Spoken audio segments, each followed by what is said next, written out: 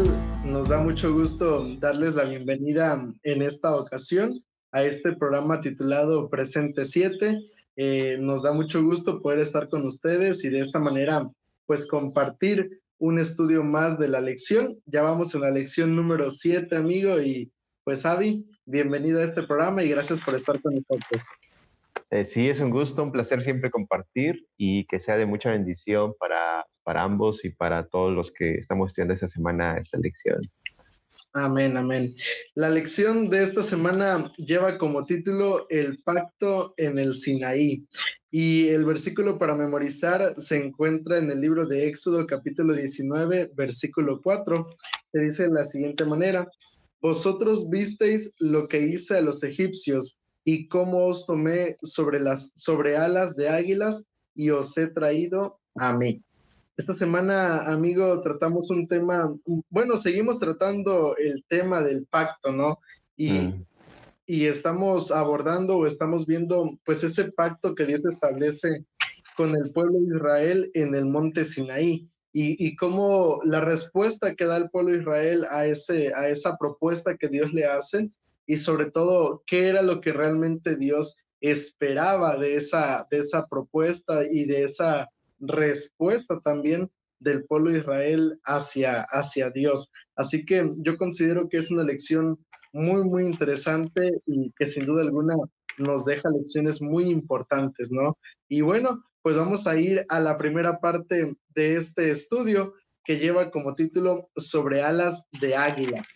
En esta parte, amigo, me llama mucho la atención las dos ilustraciones que Dios hace o que menciona aquí la lección, dos ilustraciones que Dios hace con respecto a la manera como Él percibe a su pueblo, ¿no?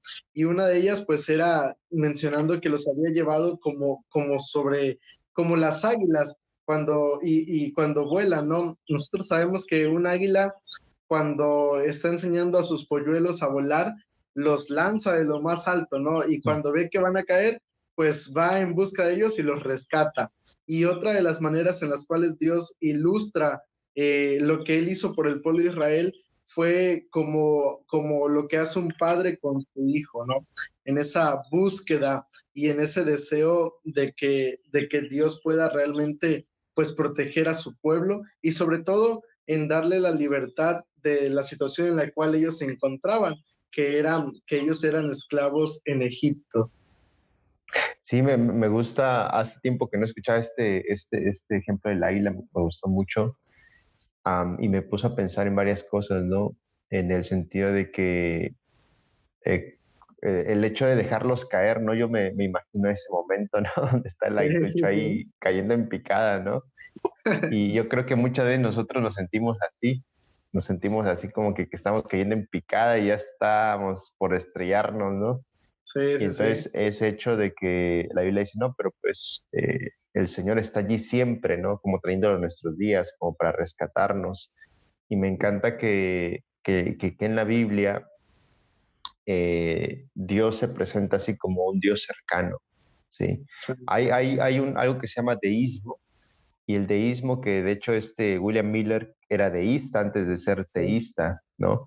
Es decir, el deísmo es este pensamiento de que Dios existe, Dios creó este mundo, pero Dios creó un mundo que, digamos, que lo acomodó el mecanismo, lo echó a funcionar como un reloj, ¿sí? Como si fuera un relojero, y una vez sí, que estaba funcionando, pues él se fue a hacer otras cosas, ¿no? O lo sí, dejó allí al olvido, ¿no? Sin embargo, la Biblia nos presenta un panorama totalmente distinto de Dios, una realidad distinta de Dios, que es un Dios cercano, ¿no? Que se sí, conoce sí, como teísmo, que es lo que nosotros creemos, ¿no? El Dios de la Biblia es teísta. Y entonces me encanta esto porque el Dios que presenta la Biblia es un Dios cercano, un Dios que está allí para ayudar a sus hijos, un Dios protector, ¿no? Y a mí me llena el hecho de saber de que mi Dios no es un Dios que esté ya lejano, ¿no? Sino como dice Isaías, tú habitas en la altura y la santidad, pero también con el humilde de espíritu, ¿no? O sea, sí, sí, desciendes sí. hasta nosotros, ¿no? Y esto es maravilloso. Sin duda alguna, amigo. Yo creo que me gusta la manera en la que Dios estuvo cercano a su pueblo en el pasado y cómo Dios sigue estando cercano al ser Mm, humano hoy en día, ¿no? Y yo creo que principalmente es el énfasis de esta primera parte de la lección, mostrar que sin duda alguna Dios seguía estando cercano a su pueblo y el pueblo de Israel cuando se encontraba en Egipto, pues el pueblo de Israel se había olvidado de Dios, de los mm, estatutos, de las leyes que Dios les había dado, las habían olvidado y vivían una vida como la vivía el pueblo de Egipto, ¿no?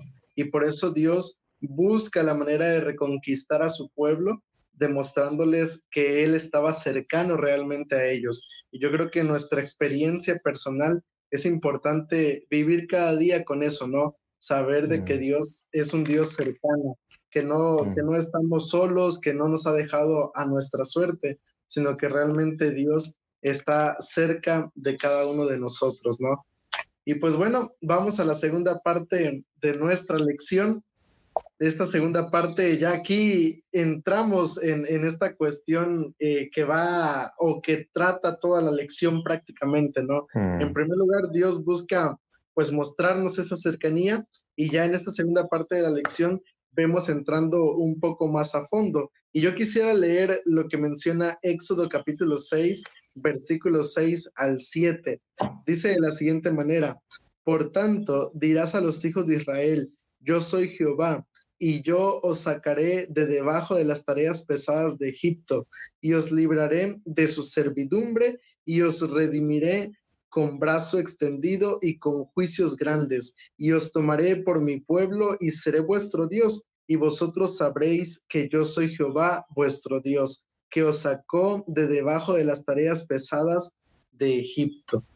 En mm, este versículo vemos que hay una palabra que se repite mucho, ¿no? Y es la primera persona, que en este caso es yo. Dios mm, está diciéndole a su pueblo prácticamente lo que Él va a hacer. Y me llama mucho la atención, amigo, que realmente prácticamente en ninguna parte del versículo aparece que el pueblo de Israel tuviera que hacer algo mm. para poder recibir esa salvación o esa redención de parte de Dios, sino que prácticamente es Dios quien hace todo por su pueblo. Mm. Sí, y fíjate que eso nos va a ayudar, esto que estás diciendo nos va a ayudar a entender lo que vamos a ver, ¿no? A continuación, más Sí, adelantito. Quería como que pensar, fíjate que una vez un amigo me dijo, eh, ¿te imaginas cuántas oraciones no fueron elevadas a Dios mientras ellos estaban en Egipto como esclavos, ¿no? Ahí sí, con, sí, sí. trabajando duro. ¿Cuántas oraciones no fueron elevadas a Dios pidiendo la liberación, ¿no? O sea, ya estuvimos mucho tiempo acá, oprimidos. ¿Cuántos israelitas no murieron, fueron al descanso siendo esclavos, ¿no? Y sin ver la liberación. Sí, Entonces, eh, los israelitas sabían lo que Dios le había dicho a Abraham, ¿te acuerdas ahí en Génesis 15? De que su descendencia tendría que pasar 400 años en esclavitud de Egipto. Yo creo que ellos sabían, sí, pero el hecho de estar allí en esclavitud, yo creo que en algún momento ellos pueden haber pensado, no, pues nuestro caso ya está olvidado, ¿no? O sea, eso está muy feo, ¿no? Estar esclavo está sí, muy sí, feo sí, y Dios, o sea, sí, 400 años, Dios dijo 400 años, pero ¿por qué no acortarlo, no? sí, Entonces, en algún momento, pues yo creo que ellos pensaron que su caso estaba olvidado, ¿no? Pero este versículo que acabamos de leer, yo veo a un Dios comprometido con su pacto, ¿no? Un sí, sí, Dios sí. que no se ha olvidado de su pacto, un Dios que está bien consciente de su pacto, ¿no? Del pacto que ha hecho. Y en este momento dice, ok, hijos, el tiempo ha llegado y mi palabra se va a cumplir, ¿no? Y entonces Sí. yo los voy a libertar. Y me encanta eso, ¿no? Ver a un Dios comprometido. Él dijo, ok, a ese tiempo se va a cumplir y se cumplió, ¿no? Amén, amén. Y mira que aquí en el versículo 6 aparece la palabra redimiré, que es Mm, una palabra muy, muy interesante, ¿no? En el sentido de que en el pueblo de Israel, cuando Dios da las leyes, había una regla. Si alguna persona del pueblo de Israel era sometida a la esclavitud, por cuestiones de carencias económicas o por diferentes cuestiones, cada determinado tiempo tenía la oportunidad de ser redimido de esa esclavitud, de ser liberado de esa esclavitud, o que algún familiar pagara algún precio Mm, para poder sacarlo de esa situación, ¿no? Y cuando Dios dice, redimiré a mi pueblo, está queriendo mostrar eso, ¿no? De que Él realmente pues va a liberar a su pueblo, Él va a pagar el precio por su pueblo, Él va a hacer ese pariente para su pueblo, para liberarlo de la situación en la que está. Y me llama la atención ese hecho trayéndolo a nuestros días hoy, ¿no? mm, Cómo Dios hizo lo mismo por nosotros. mm. Él pagó el precio por nosotros, Él fue aquel familiar que aunque el ser humano no lo merecía, pero Dios estuvo dispuesto a hacerlo por cada uno de nosotros. Mm, Me parece que Elena G. de White tiene una frase, es parafraseado, ¿no? Que dice, Sí, Jesús murió la muerte nuestra para que nosotros vivamos la vida suya, ¿no? Para que nosotros amén, podamos vivir la vida suya. amén, amigos. Sin duda alguna, Dios lo hizo todo por nosotros y lo Mm, único que nos resta a nosotros, pues es disfrutar de esa libertad. Amén. Y eso es de lo que nos habla la tercera parte del estudio, ¿no? El pacto del Sinaí. Dios establece Ujú, por lo menos o hay tres eventos importantes, mejor dicho, en el transcurso de lo que menciona el Éxodo para el pueblo de Israel. Uno de ellos fue en sí el éxodo como tal, esa caminata que el pueblo de Israel tuvo hacia la libertad. Ese fue uno de los eventos, o es uno de los eventos importantes del libro de Éxodo. Otro de los eventos importantes es el establecimiento del pacto, cuando Dios ujú, establece su pacto con su pueblo. Y por último, la construcción del tabernáculo y santuario. Este es el tercer evento más importante en el libro del Éxodo, cuando Dios establece su tabernáculo con el pueblo de Israel. Y los demás eventos que aparecen en el Éxodo también son importantes, ¿no? Pero en estos tres podríamos entrar básicamente en esta cuestión. Y hay un pequeño bosquejo que se menciona, porque en esta parte nos vamos a enfocar en el establecimiento del pacto. Y hay un pequeño bosquejo que podríamos rescatar de esta situación. Por ejemplo, iniciaríamos con la llegada y el acampamento de Israel en el Sinaí, después de que el Señor los liberó. Esa sería la primera parte de este suceso. La segunda sería la propuesta de Dios de un pacto con Israel. La tercera, la respuesta de aceptación del pacto por parte de Israel. La cuarta serían los preparativos para recibir el pacto formalmente. La quinta parte de este suceso sería la proclamación de los 10 mandamientos. La sexta parte sería Moisés como mediador del pacto. La séptima se detallan los principios del pacto y la octava sería la ratificación del pacto. Ahora, mm, esto nos muestra también, amigo, el papel importante en el plan de la salvación para el ser humano.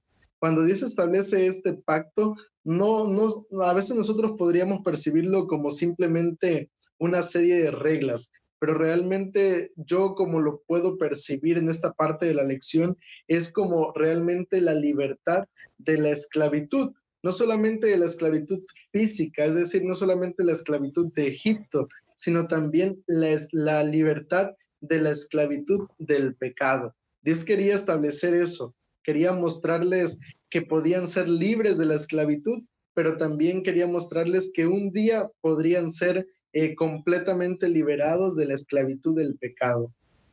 mm.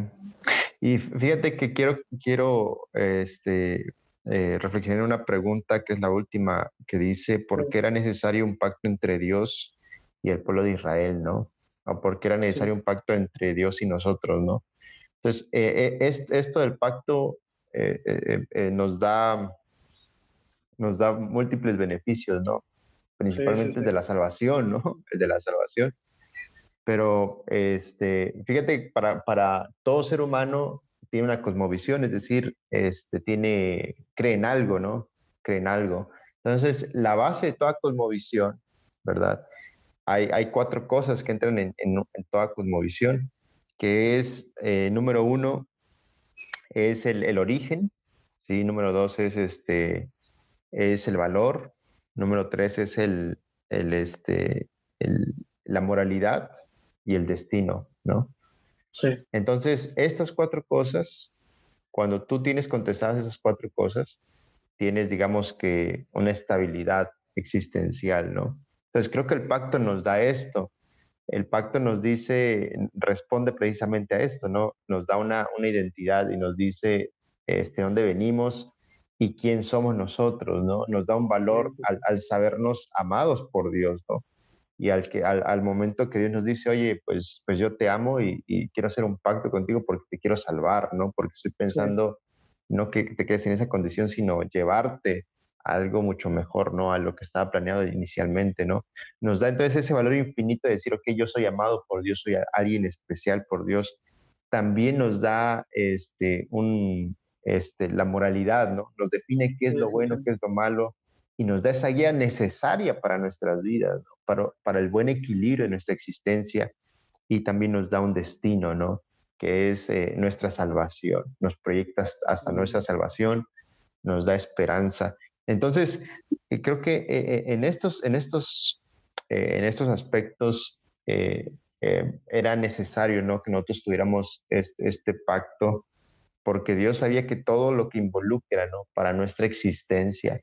Y fíjate que de repente, pues, uno puede conocer otras personas y que no tienen tan clara estas, ¿no? Gente que no conoce a Dios todavía, ¿no? Y que de Sí. repente puede vivir vidas así sin sentido, ¿no? Vidas, vivir nada más por vivir.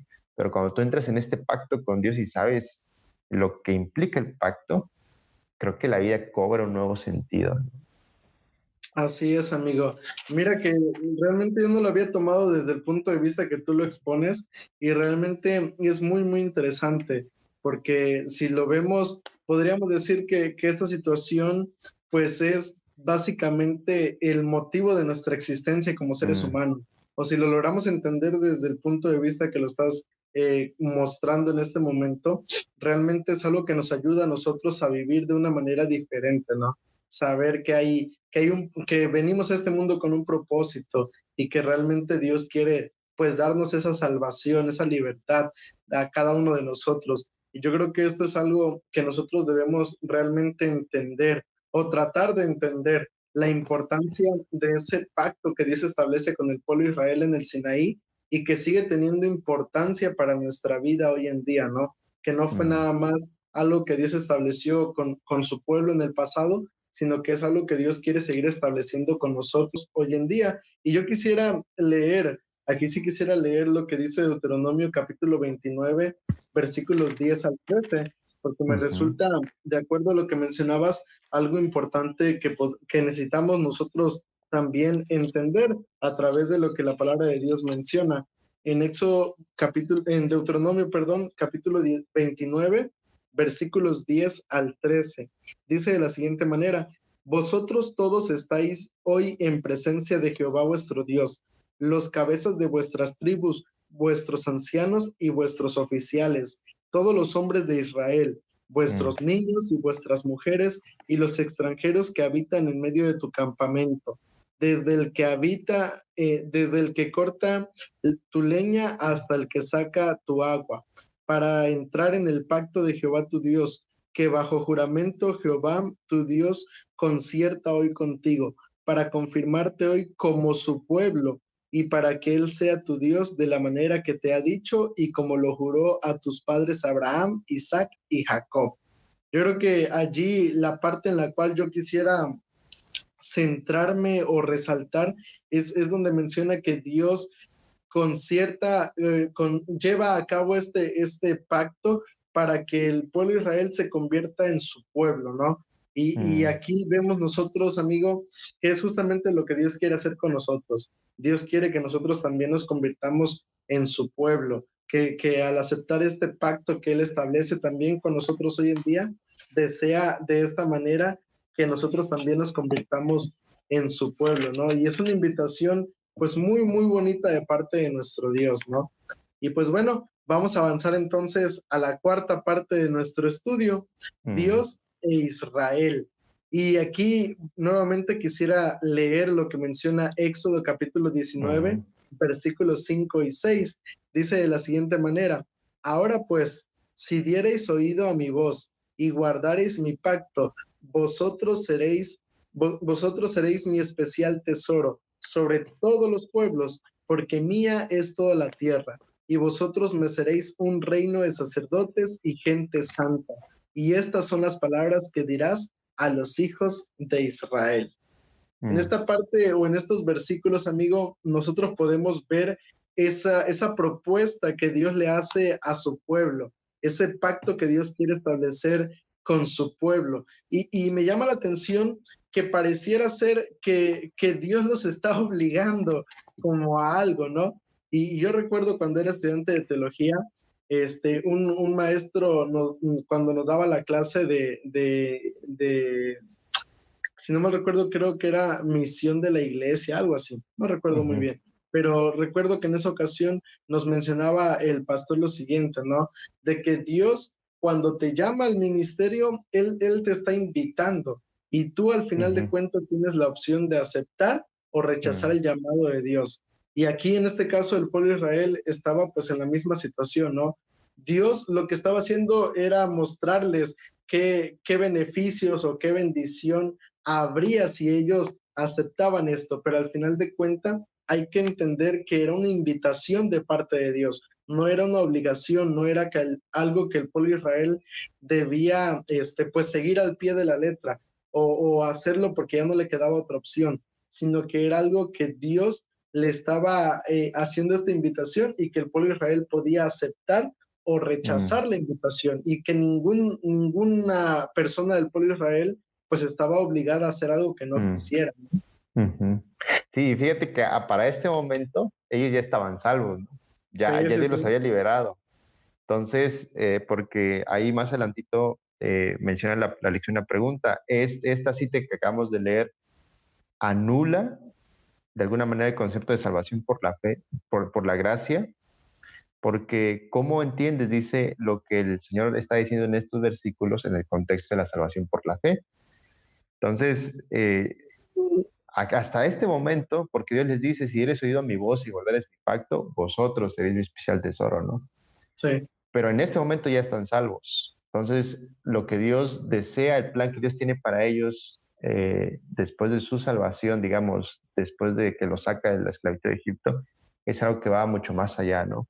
Y aquí yo quiero comentar algunas cosas que nos van a ayudar a entender, como juntar varias cosas, ¿no? No voy a leer sí, pasajes de la Biblia, pero vamos a juntar algunos conceptos que hemos venido viendo para como entender esto, ¿no?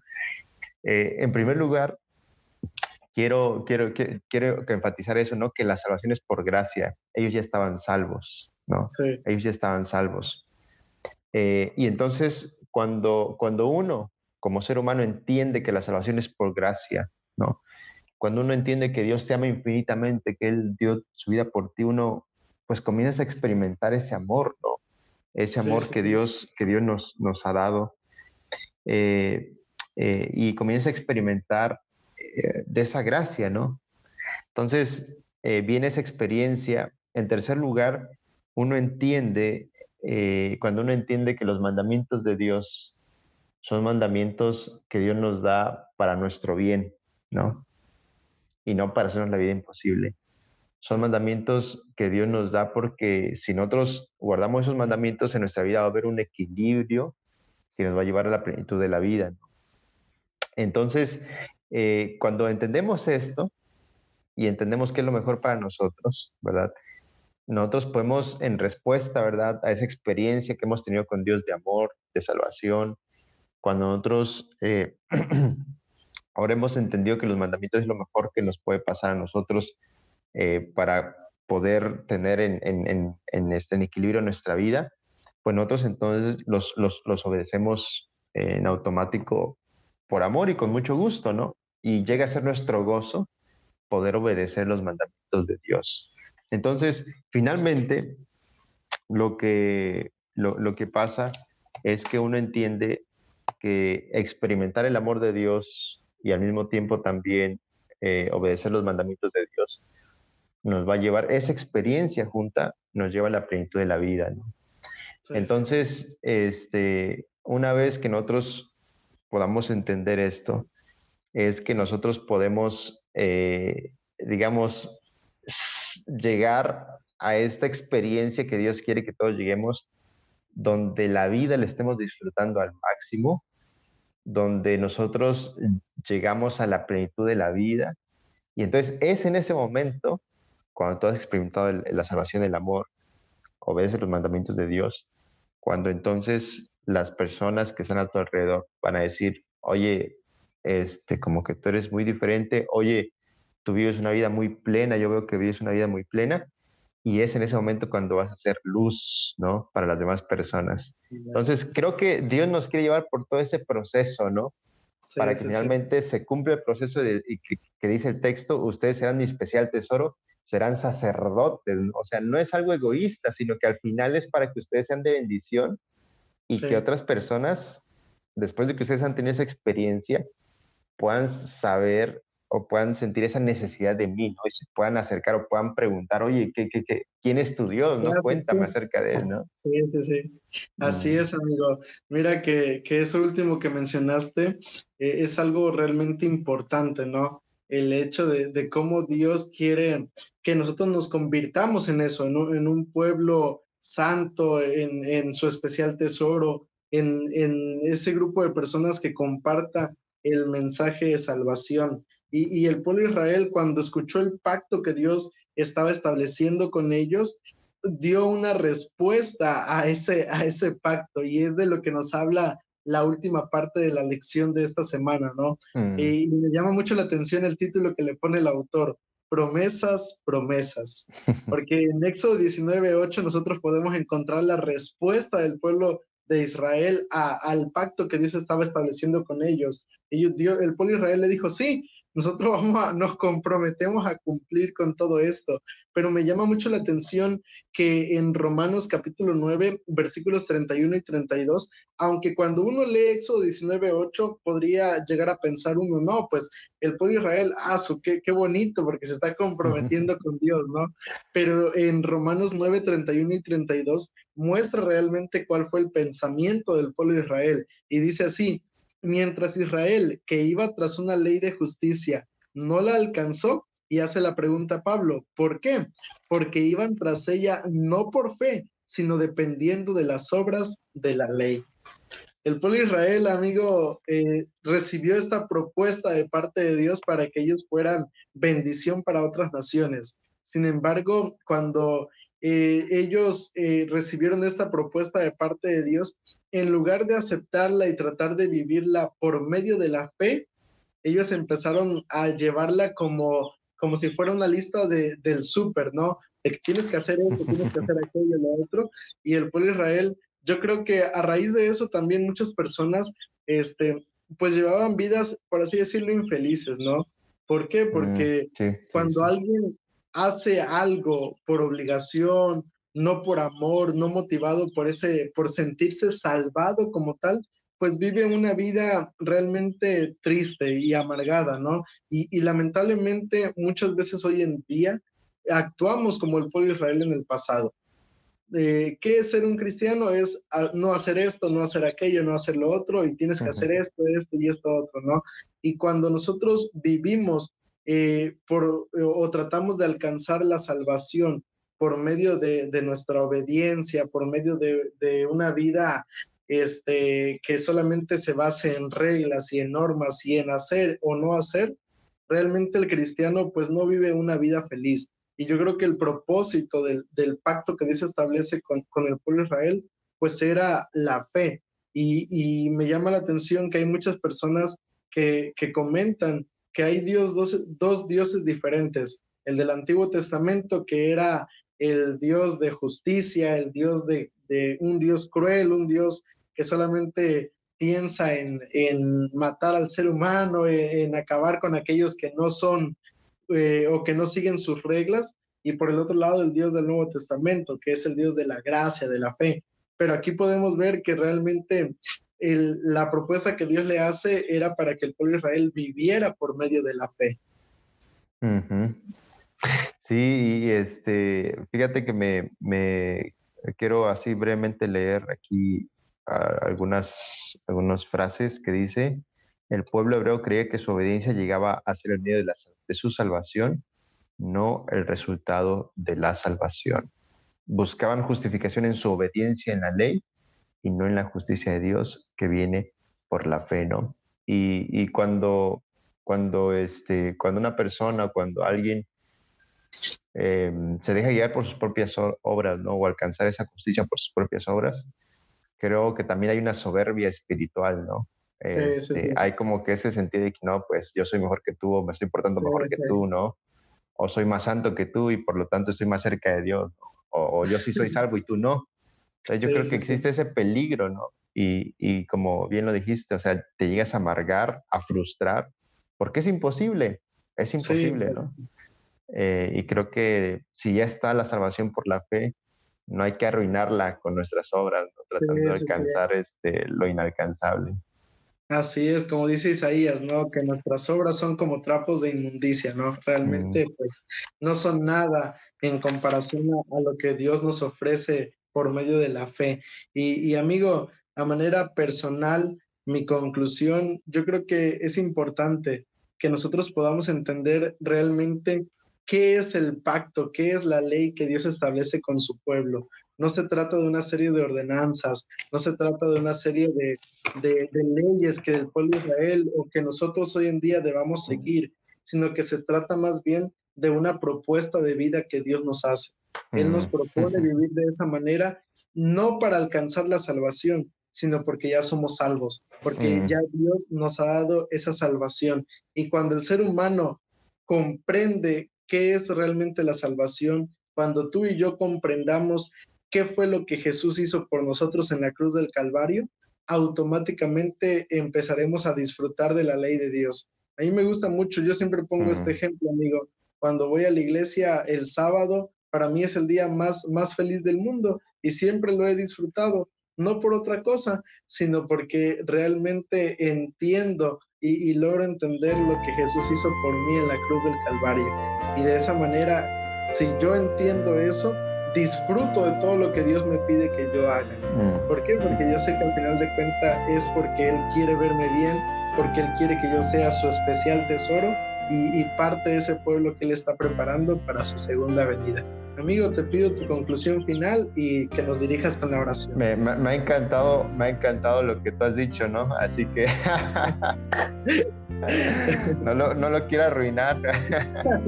Sí, no, es una experiencia, ¿no? Dios busca Así esa es. experiencia, ¿no? Yo puedo decir solamente eso, ¿no? Es una experiencia y concuerdo con lo que tú has dicho y me encanta lo que has dicho, ¿no? Una experiencia de vida con Dios. Amén. Y bueno, pues vamos a orar, vamos a ponernos en las manos de Dios en este momento. Señor y Padre, muchas gracias, Señor, por este gran amor que tú nos tienes. Gracias, Padre, por ese amor que tú nos muestras una y otra vez, Señor, una y otra vez. Gracias, Padre, porque cada día entendemos de una mejor manera, Señor, que tú deseas lo mejor para nosotros y estuviste y estás dispuesto a hacer todo lo posible, Señor, por nosotros, para que nosotros podamos ser salvos. Que, Padre, que tú ya has hecho lo que se tenía que hacer y nosotros simplemente lo necesitamos aceptar por fe, Señor, tener fe en ti. Padre, ayúdanos a no complicar las cosas, simplemente aceptar tu salvación, Padre, y en esa experiencia de amor también a que nuestro gozo sea obedecerte, Señor, que nuestro gozo sea, nuestro placer sea, Señor, escuchar tu voz y obedecerla, Padre. Nos ponemos en tus manos, Señor. Padre, bendícenos, que pueda esta ser una realidad para todos nosotros. En el nombre de Jesús, amén. Amén. Amén.